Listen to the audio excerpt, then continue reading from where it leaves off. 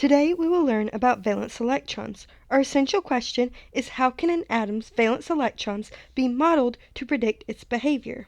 We need to know the following vocabulary in order to discuss this topic. An electron is a virtually massless particle with a negative charge that orbits or circles the nucleus of an atom.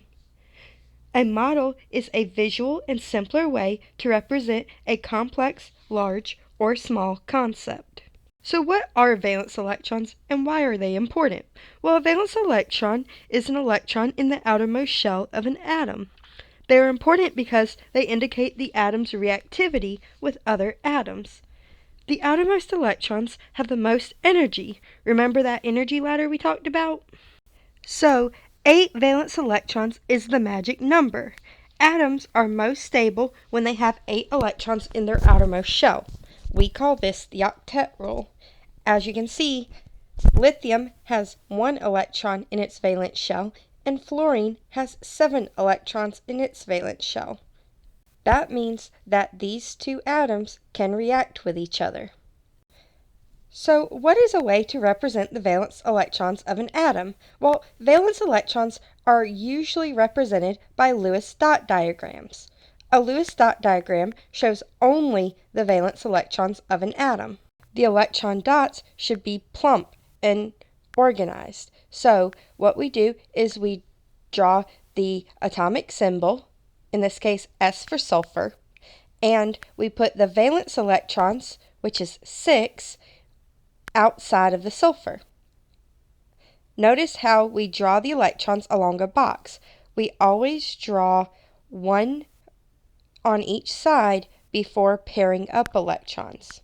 Remember, if you pretend there is an invisible box around the symbol, you're going to put electrons along the box lines, not in random positions.